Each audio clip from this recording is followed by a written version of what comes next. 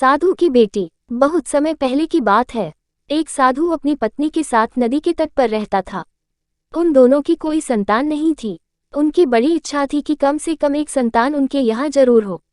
एक दिन साधु जब तपस्या में लीन था, तभी एक चील ने अपने पंजे में फंसी एक चूहिया उसके ऊपर गिरा दी। साधु ने उस चूहिया को घर ले जाने का निश्चय किया, लेकिन उससे पहले उसने उसे एक लड़की में बदल दिया। उस लड़की को देखकर साधु की पत्नी ने पूछा, कौन है ये? इसे कहाँ से लाए हो? साधु ने पत्नी को पूरी बात बताई। उसकी पत्नी बहुत प्रसन्न हुई और वह बोली, तुमने उसे जीवन दिया है, इसलिए तुम ही उसके पिता हुए। इस तरह मैं भी उसकी माँ हुई।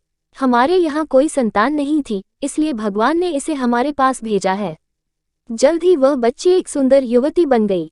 जब वह 16 साल की हुई तो साधु और उसकी पत्नी ने उसका विवाह करने का निश्चय किया। साधु ने सूर्य देवता का आह्वान किया। जब सूर्य देवता उसके सामने आए तो साधु ने उनसे उसकी बेटी से विवाह करने का अनुरोध। हालांकि लड़की को यह विचार अच्छा नहीं लगा और उसने कह दिया, क्षमा कीजिए, लेकिन मैं सूर्य देवता से विवाह नहीं कर सकती क्योंकि वह बहुत गर्म है। निराश साधु ने सूर्य देवता से कहा कि अब वे ही उसकी लड़की के लिए कोई सुयोग्य वर सुझाएं। सूर्य देवता ने कहा, बादलों के देवता से आपकी लड़की की जोड़ी सही बैठेगी क्योंकि वे ही धूप की गर्मी से उसकी रक्षा कर सकते हैं। साधु ने अब बादल देवता से उसकी लड़की से विवाह करने का अनुरोध किया। इस बार भी लड़की ने विवाह से इनकार कर दिया और बोली, मैं इस काले व्यक्ति से विवाह नहीं करूंगी। इसके अलावा बादलों की गरज से मुझे डर भी लगता है। साधु फिर से उदास हो गया और उसने बादल देवता से अनुरोध किया कि वे ही कोई सुयोग्य वर सुझाएं। बादल देवता ने कहा, पवन देवता के साथ इसकी जोड़ी अच्छी रहेगी क्योंकि वे आसानी से मुझे उड़ा सकते हैं। साधु ने अब पवन देवता से विवाह का अनुरोध किया।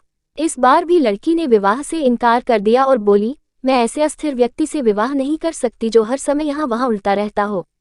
साधु काफी परेशान हो गया। साधु ने पवन देवता से ही कोई सुयोग्य वर सुझाने को कहा। पवन देव ने जवाब दिया, पर्वतों के राजा बहुत मजबूत और स्थिर हैं। वे बहती हुई हवा को भी आसानी से रोक सकते हैं। उनसे आपकी लड़की की जोड़ी सही बैठेगी। साधु अब पर्वतराज के पास गया और उससे उसकी लड़की के साथ विवाह करने का अनुरोध किया। हालांकि इस बार भी लड़की ने विवाह करने से इनकार कर दिया और कहा, मैं ऐसे किसी व्यक्ति से विवाह नहीं कर सकती जो इतना कठोर और ठंडा हो। लड़की ने साधु से किसी नर्म वर को खोजने को कहा।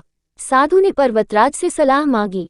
पर्वतराज ने जवाब दिया, किसी चूहे के साथ ही आपकी लड़की की जोड़ी अच्छी रहेगी क्योंकि वह नर्म भी है और आसानी से किसी पर्वत में भी बिल बना सकता है। इस बार लड़की को वर पसंद आ गया। साधु काफी हैरान हुआ और बोला, भाग्य का खेल कितना निराला है। तुम मेरे पास एक चूहिया के रूप में आई थी और मैंने ही तुम्हें लड़की का रूप दिया था। चूहिया के रूप में जन्म लेने के कारण तुम्हारे भाग्य में चूहे से ही विवाह करना लिखा था और वही हुआ। भाग्य में जो लिखा था वही हुआ। साधु ने फिर से प्रार्थना शुरू कर दी और लड़की को दोबारा चूहिया बना दिया।